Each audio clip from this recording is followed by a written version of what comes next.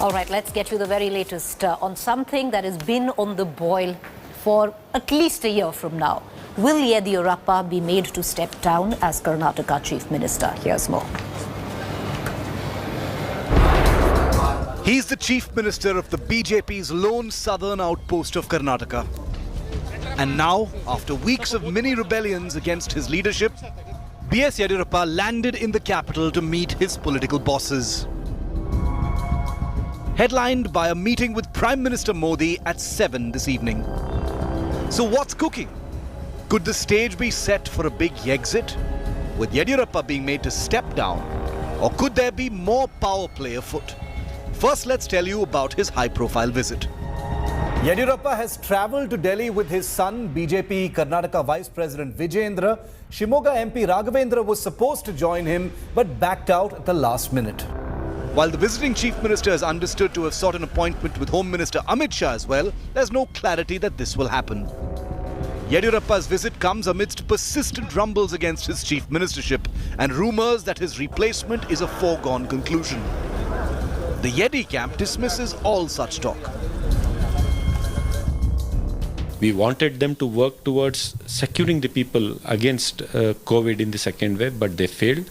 We as opposition party want to cooperate with the government, but government is busy politicking, they are busy infighting, they are busy pulling down Yediyurappa's leg, bringing somebody in. This minister is criticizing that minister.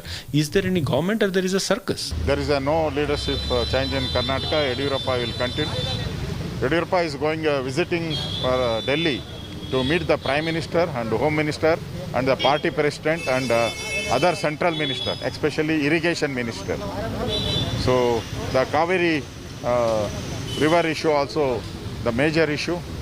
That's why he is visiting Delhi. Despite a series of leaders and MLAs either attacking Yediyurappa or calling for his ouster, the Chief Minister has put up a brave face so far.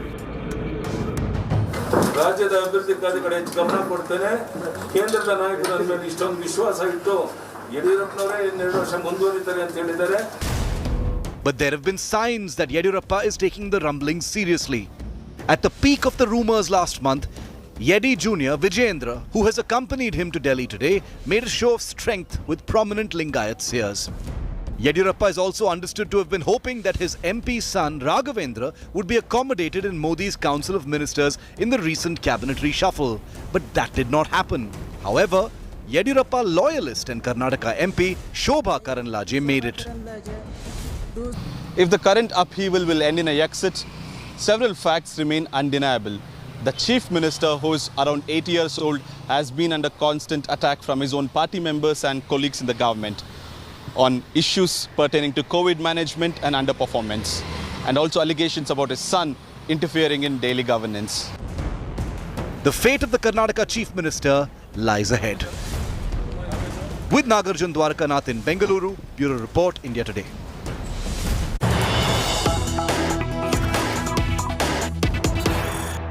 The Chief Minister of Karnataka, Mr. B.S. Yediyurappa, has arrived at the residence of Prime Minister Modi. He will be meeting with the Prime Minister and then later seek a meeting with Amit Shah as well. The Karnataka Chief Minister has met Prime Minister Modi. He came in a short while ago and he is still in conversation with the Prime Minister. All of this, viewers, with the backdrop of a chorus in the BJP ranks in Karnataka that he be removed. I want to cut across to my colleague Naga Arjuna for more. Naga, what's the latest?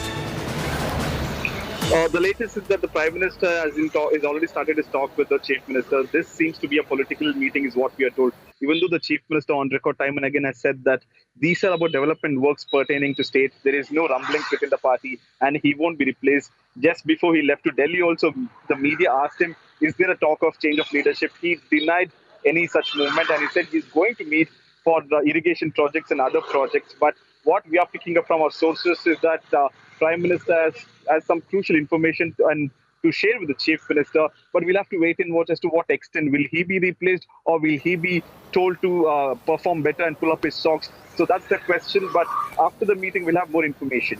All right, and will it be clear which either of the option it is. We're going to keep a keen eye on all developments. Thank you, Naga, for joining us. I'm dipping in to the latest news break that is just filtering in, and this is about Punjab politics. The latest is that posters have emerged of Sidhu, Navjot Singh Sidhu in Chandigarh, in Patiala, and let's take you through the posters that have come up.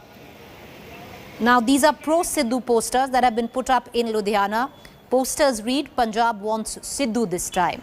There is only one lion in the jungle. It's interesting because all of this positioning, all of this is happening in the backdrop of a possible truce which was called yesterday. Because there was apparently truce where the Congress has decided to make Navjot Singh Sidhu the party president in Punjab, while Chief Minister Captain Amrinder Singh stays. However, that has not gone down well with the captain, and posturing continues, and this time in the form of posters which have come in saying that Punjab only wants Sidhu and there's only one lion in the jungle. Clearly, both the captain and Sidhu not sitting down and smoking the peace pipe, even though a peace pact was offered.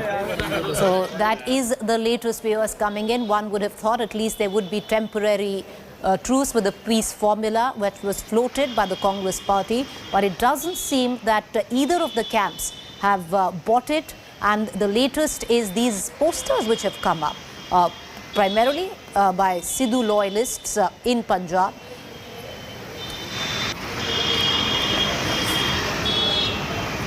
All right, let's get you the latest on a pilgrimage that was touted to take place in the times of a pandemic. The Supreme Court had asked the Uttar Pradesh government, why do you want to have the Kanwar Yatra?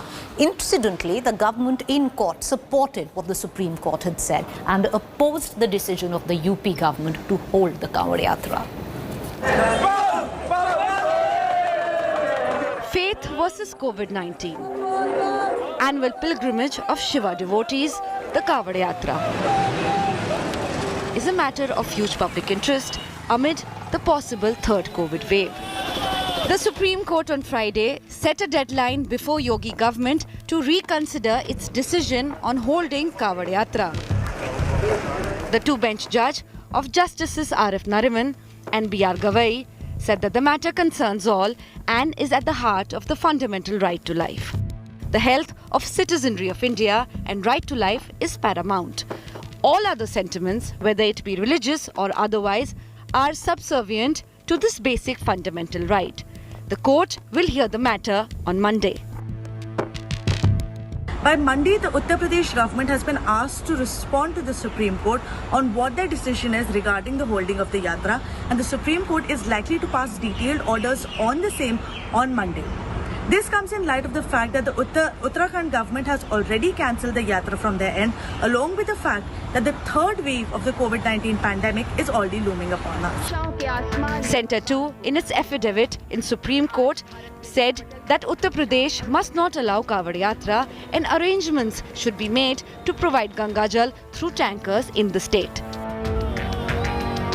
अब supreme court के माध्यम से अगर किसी तरह का guideline या कोई आदेश या मार्गदर्शन अगर वो देंगे तो उस पर तो सभी लोग सुनेंगे भी। हम सब की जिम्मेदारी है कि संविधान और न्यायपालिका का सम्मान करना। न्यायपालिका अगर कोई बात कहती है तो उस पर विचार करना चाहिए। राज्य सरकार की जिम्मेदारी होती है कि राज्य के प्रत्येक नागरिक की स्वास्थ्य और सुरक्षा सुनिश्चित करे और किसी प्रकार की उनकी स्वास्थ्य और सुरक्षा में त्रुटि न हो पाए। Uttarakhand has already cancelled the Kanwar Yatra amid fears of a possible third wave, weeks after holding the Kumbh Mela. Health experts too say that Kanwar Yatra should be cancelled. All eyes are now on what the Yogi government will do. With Nalini Sharma in Delhi, Bureau Report, India Today. All right, viewers, this is a case of a shocking case, that too, of VVIP vaccination at home. In this case, it's the Bhopal Member of Parliament, Sadhvi Pragya. The BJP MP has sparked a major row after she got vaccinated at her official residence. Congress has questioned why has Thakur received special treatment even when the Prime Minister had to go to the hospital. Remember a video, Sadhvi Pragya playing basketball had gone viral, triggering a storm where the Congress now says if she is well enough to play basketball, then she's well enough to go to a vaccine station and a center to be vaccinated.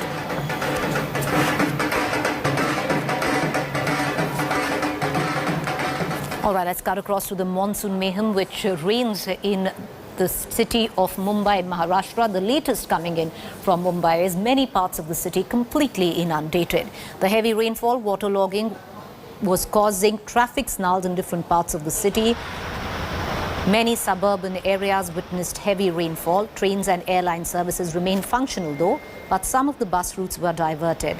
These were the visuals that were recorded from the city of Mumbai.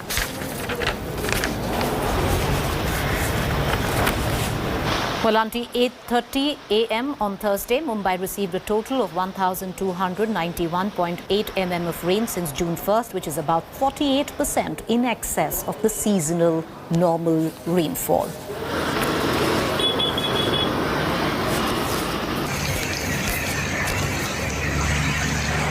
All right, viewers, the countdown to Olympics has begun, and even though there is a bio bubble of sorts which is being created where Japan is concerned, now there has been a COVID scare. My colleague Polemy with more.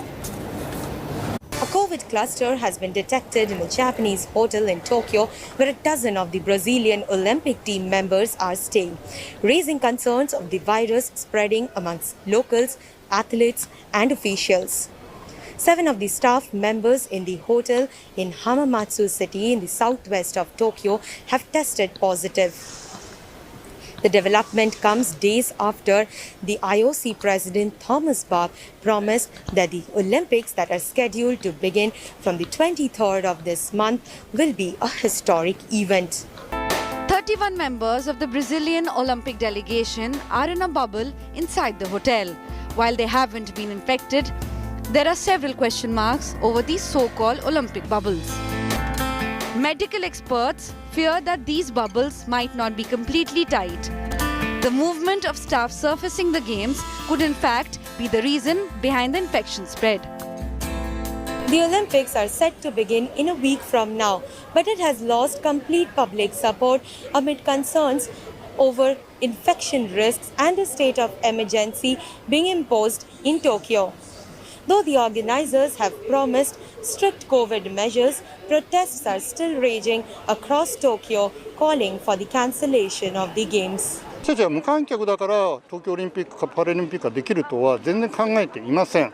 やはりこのコロナが拡大をしつつある中でね、緊急事態宣言がやっぱ発せざるを得なかったわけだから、それに合わせてやはりオリンピック・パラリンピックを中止することが最大のコロナ対策だというふうに考えますので、もうとにかく即時、オリンピック・パラリンピックの中止をこれからも訴え続けていきたいと思います。Many Olympic delegations are already in Japan ahead of the games. Some of them are training in local towns and some are in isolation. Among the Indians, the sailing team was the first to reach Tokyo. The sailors arrived from their different training bases in Europe. Since they have come directly from Europe, they won't be facing stricter restrictions as other athletes who will be arriving from India. The first contingent from India is expected to arrive in Tokyo on July 17th. It will have around 90 athletes and officials. With Polemy Burman in Tokyo, Bureau Report, India Today. Certain claims masquerading to be facts on social media platforms and WhatsApp groups. There was a picture which was floated of a massive surge of crowd at Owaisi's Western Uttar Pradesh tour. Because the fact check on that is that that massive surge of crowds had nothing to do with India, nothing to do with UP, nothing to do with Owaisi, but was recorded in 2019 in Bangladesh. With that fact check, let's move on to some terrible news. Pulitzer Prize winning young Indian photojournalist Danish Siddiqui has been killed in Kandahar, Afghanistan. He was killed during clashes in Spin Boldak district of Kandahar. He was covering the recent surge of Taliban in Afghanistan. In 2018, he became the first Indian, alongside colleague Adnan Abidi, to win the Pulitzer Prize for feature photography as part of the photography staff of Reuters for documenting the Rohingya refugee crisis. Also, formerly worked with the India Today crew, young, brave, talented Danish Siddiqui, strength to his family.